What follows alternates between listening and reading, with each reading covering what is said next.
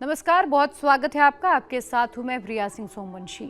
एक perfect love story आपकी नज़र में क्या होती है? शादी के लिए क्या क्या चीज़ें ज़रूरी होती हैं? आप कहेंगे कि जो आपका पार्टनर है वो आपका अच्छे से ख्याल रखता हो, आपकी हर चीज़ का ध्यान रखता हो, आप खुश हों। अब आपको मैं ये सारी बातें क्यों कह रही हूँ, आप समझिएगा। आपको केतन मर्डर केस तो अब तक पता ही चल गया होगा। पुणे का ये खौफनाक मर्डर केस आज पूरे देश में चर्चा का विषय बना हुआ है। सिया, केतन की मंगेतर, जो सब कुछ सोशल मीडिया पर ऐसे दिखा रही थी कि सब कुछ बिल्कुल परफेक्ट है, एक परफेक्ट लव स्टोरी जिसका अंत इतना खौफनाक होगा, शायद ये किसी ने सोचा नहीं होगा। जो वीडियोज सामने आ रहे हैं उसको देखकर कहीं से भी अंदाजा नहीं लगाया जा सकता कि क्या सिया के दिमाग में इतना शातिर प्लान चल रहा है कि वो केतन का मर्डर कर देगी। ये शायद किसी ने सपने में भी नहीं सोचा होगा। और सिया जो सोशल मीडिया पर तस्वीरें साझा कर रही थी, एक हैप्पी लाइफ की तरह सब कुछ नजर आ रहा था, एक हैप्पी कपल उन दोनों में नजर आ रहे थे। लेकिन फिर अचानक ऐसा क्या बदला कि सिया ने ऐसा खौफनाक प्लान बनाया, आज विस्तार से मैं आपको बताऊंगी। सबसे पहले बताते हैं कि केतन ने सिया के लिए कैसे परफेक्ट बनने की कोशिश की थी। सिया का 19 जून को बर्थडे था। इसके लिए केतन ने बकायदा एक लग्जरी रिजॉर्ट में 25 से 30 रूम बुक किए थे। एक बड़ा बिग सरप्राइज प्लान किया था ताकि सिया को खुश कर सके। लेकिन उसके एक दिन पहले सिया ने उसे मार दिया। उसे लोहगढ़ किले ले जाकर धक्का दे दिया और नीचे गिरने से केतन की मौत हो गई। इसकी जिम्मेदारी सिया और उसके कथित बॉयफ्रेंड चेतन चौधरी पर आई। आपको बता दें कि इन दोनों को फिलहाल गिरफ्तार कर लिया गया है। 7 दिन की पुलिस रिमांड में दोनों को भेजा गया है और इस दौरान कई चौंकाने वाले खुलासे हुए हैं। सिया ने, आपको मैं ये भी बता दूं कि जो केतन और सिया हैं, इनका इंडोनेशिया में प्री वेडिंग फोटोशूट होना था। लेकिन सिया कितनी चतुर थी कि उसने केतन का पासपोर्ट जिस दिन उन्हें जाना था इंडोनेशिया, उसने पहले ही चोरी कर लिया, जिसके चलते ये पूरी ट्रिप कैंसिल करनी पड़ी। सिया ये बार बार कह रही थी अपने परिवार को कि वो शादी के लिए अभी तैयार नहीं है। वो कह रही थी कि शादी के लिए 1 साल और रुक जाते हैं, लेकिन फैमिली नहीं मानी। फैमिली प्रेशर इतना ज़्यादा था कि शायद उसके दिमाग में कई और तरह की बातें चलने लगी। हालांकि पुलिस पूछताछ में अभी ये भी सामने आया कि सिया ने केतन से भी कहा था कि वो शादी नहीं करना चाहती है, लेकिन केतन नहीं माना और वो धूमधाम से शादी की तैयारियों में जुट गया। सोचिए, 25 नवंबर की दोनों की शादी की जो डेट है वो तय हुई थी। बॉयफ्रेंड चेतन से ठीक एक दिन पहले 17 जून को सिया मिलती है। एक कैफे में दोनों बैठते हैं, घंटों बातचीत करते हैं और इस खौफनाक मर्डर की पूरी प्लानिंग करते हैं। जो केतन था उसे ट्रैकिंग का शौक था। इससे पहले भी सिया केतन को ट्रैकिंग के लिए लोहगढ़ किले पर लेकर गई थी और तब भी उसने धक्का देने की कोशिश की थी। 14 जून को भी सिया ने केतन को धक्का दिया, लेकिन उस दिन शायद केतन की किस्मत अच्छी थी और उसका हाथ झाड़ियों में फंस गया, वो बच गया। केतन को थोड़ा शक तो ज़रूर हुआ, लेकिन सिया ने सांप दिखने का बहाना बनाकर उसे झट से गले लगा लिया ताकि केतन उसके मंसूबों को भाप ना पाए। उसके बाद फिर से सिया ने उससे जिद की, लेकिन एक बार केतन की फैमिली ने रोक लिया। लेकिन 18 जून को सिया केतन को लोहगढ़ के किले में ले जाने में कामयाब रही, जहां उसने ऊंचाई से उसे धक्का दे दिया। अब आप जरा ये समझिएगा, सिया की जो लाइफस्टाइल है, जितनी मॉडर्न सिया दिख रही है, उसके तमाम पुराने वीडियोस वायरल हो रहे हैं। क्या वाकई में वो अपने घर में अपने बॉयफ्रेंड के बारे में जिक्र नहीं कर सकती थी, या फैमिली को पता था और फैमिली ने उस पर प्रेशर किया था? तमाम तरह की बातें अब सामने आ रही हैं और पुलिस जांच भी कर रही है।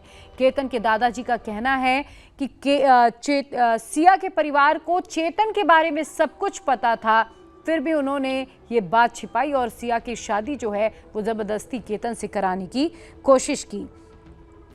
मैं आपको ये भी बता दूं कि चेतन और सिया ने इस पूरे खौफनाक को अंजाम देने की इस प्लानिंग के लिए करीब 2004 बार बात की थी। 18 जून तक का ये डेटा है जिसमें उन्होंने इतनी देर तक बात की थी। सिया का बर्थडे पार्टी का जो वीडियो वायरल हो रहा है, उसके बाद ये चर्चा सबसे ज़्यादा छिड़ गई है कि क्या वाकई सिया इतनी मॉडर्न होने के बावजूद अपनी बात अपने परिवार के सामने नहीं रख सकती थी, और अगर रखा तो परिवार ने उसे एक्सेप्ट क्यों नहीं किया? क्या आज भी हम ऐसे मॉडर्न सोसाइटी में हैं जहां युवाओं को अपनी बात कहने का अधिकार नहीं है, या सब कुछ जानकर भी फैमिली अनजान बन जाती है? मर्डर के प्लान के लिए बकायदा सिया ने कैसे प्लॉटिंग की, अब वो भी समझिएगा। सिया की उम्र महज 20 साल, लेकिन उसका माइंड कितना, आप कह सकते हैं, शार्प था कि उसने पूरी प्लानिंग कैसे की। उसने ये सर्च किया कि अगर किसी को ऊंचाई से धक्का दे दिया जाए और उसकी मृत्यु हो जाए तो उसे एक्सीडेंट कैसे दिखाया जाए। ये सिया की गूगल सर्च हिस्ट्री में खुलासा हुआ है। इसके अलावा उसने बकायदा लोहगढ़ किले का यूट्यूब में कई बार वीडियो देखा था ताकि उस स्पॉट को फिक्स कर सके जहां से केतन को धक्का देना है, और तमाम वीडियोस, तमाम इसे एक्सीडेंट कैसे दिखाया जाए, ये तमाम बातें उसने चेतन के साथ साझा भी की थी। आपको बता दूं कि सिया ने यूट्यूब में 11 फरवरी को दोनों की सगाई हुई थी। जो केतन है और सिया हैं, दोनों के परिवार पिछले 35 सालों से एक दूसरे को जानते थे। परिवार का साथ में उठना बैठना था। केतन और सिया भी एक दूसरे को पहचानते थे, लिहाजा फैमिली ने शादी दोनों की फिक्स कर दी और 11 फरवरी को दोनों की सगाई हो गई। जो सगाई के वीडियोस भी सामने आए, उसको देखकर कहीं से भी ये नहीं लग रहा था कि सिया इस शादी से खुश नहीं है।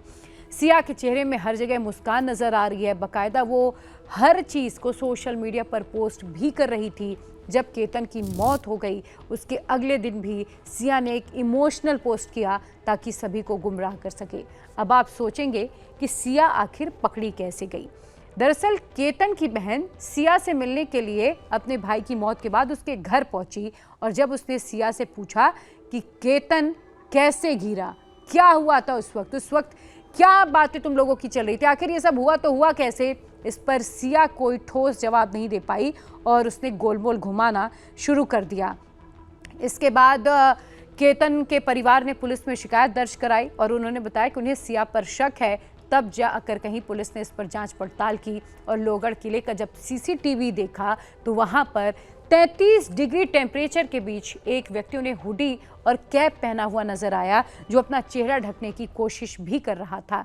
जब उसे ध्यान से देखा गया तब जाकर कहीं चेतन नाम के व्यक्ति का खुलासा हुआ, जो सिया का पिछले कई सालों से बॉयफ्रेंड था। पुलिस को सीसीटीवी फुटेज से एक लीड मिली, जिसके बाद इस पूरे इन्वेस्टिगेशन को आगे बढ़ाया गया है। जनवरी से केतन की हत्या वाले दिन तक, यानी कि 18 जून की सुबह 7 बजे तक सिया ने एक ही नंबर पर 2004 बार, यानी कि करीब 338 घंटे तक बातचीत की थी। इस पर भी पुलिस का शक गहराया कि आखिर ये कौन सा व्यक्ति है जो सिया से उसके मंगेतर से ज्यादा बात कर रहा है। और पुलिस की जो शक की सुई है, क्या सिया ने धक्का दिया, ये और ज़्यादा पुख्ता हो गया और उसके बाद दोनों को रिमांड में लेकर पूछताछ की गई। और जब धीरे धीरे तथ्य सामने आए तो हैरान करने वाली बात यह है कि सिया को इस बात का कोई गिल्ट नहीं है। लेकिन इस वक्त कई जो सवाल हैं वो सबके मन में आ रहे हैं। इसके पीछे अब जो सामाजिक कार्यकर्ता हैं, जो सामाजिक विषयों में रुचि रखते हैं, वो लोग इसको किस तरीके से देखते हैं वो भी समझिएगा। परिवार और सामाजिक दबाव, पुलिस जांच में तमाम तरह की बातें सामने आई कि सिया ने अपने घर पे बात रखी और वो ये भी कह रही है कि वो परिवार की बदनामी के डर से भागना नहीं चाह रही थी चेतन के साथ, और 31 मई को इसलिए उसके दिमाग में केतन को मारने का प्लान आया। तो क्या वाकई आज भी हम ऐसे समाज में जीते हैं, ऐसे परिवार अभी भी हैं कि जो अपने बच्चों की खुशी नहीं देखते, जो अपने बच्चों की बातें नहीं सुनते और ज़बरदस्ती अपने हिसाब से, अपने मन मुताबिक हिसाब से उनके रिश्ते तय कर देते हैं, और उसके बाद इस तरीके का जो खौफनाक अंजाम है वो सामने आता है। सोशल मीडिया बनाम असल ज़िंदगी, ये एक बहुत बड़ा विषय है और इस पर खूब चर्चा हो रही है, क्योंकि सोशल मीडिया पर सिया तमाम छोटी छोटी बातें पोस्ट करती रहती थी, जो केतन उसे कैसे सरप्राइज़ कर रहा है, केतन कैसे उसके लिए प्लानिंग कर रहा है, वो सब कुछ सोशल मीडिया पर सामने रखती थी। लेकिन असल ज़िंदगी में ठीक विपरीत इसके उसके जो जीवन में चीज़ें हैं वो चल रही थी। तो सोशल मीडिया का प्रभाव क्या इतना है कि अब सोशल मीडिया में जो सब कुछ दिखता है हम उसे ही सच मानने लग गए हैं। सोशल मीडिया एक वैलिडेशन की तरह हमारे जीवन में आ गया है और हम रियल लाइफ में जो हमारे जीवन में चल रहा है हम उसे कहीं ना कहीं नज़रअंदाज कर देते हैं। कम उम्र में बढ़ता हुआ क्राइम, इसके पीछे की वजह क्या? आपको सोनम रघुवंशी का केस भी याद होगा, उसने भी इसी तरीके का हथकंडा अपने पति राजा को मारने के लिए अपनाया था। तो आखिर ऐसा अब हमारे समाज में क्या हो गया है कि रिश्तों को तार तार किया जा रहा है, कम उम्र में ही जो क्राइम का ग्राफ है वो इतना ज़्यादा बढ़ता जा रहा है। इसके पीछे की कई वजह बताते हैं जानकार, कहते हैं एक तो पेशेंस लेवल बहुत कम हो गया, दूसरा जो इस तरीके की वेब सीरीज़ या फिल्में बनती हैं वो भी बहुत इम्पॉर्टेंट रोल प्ले करती हैं।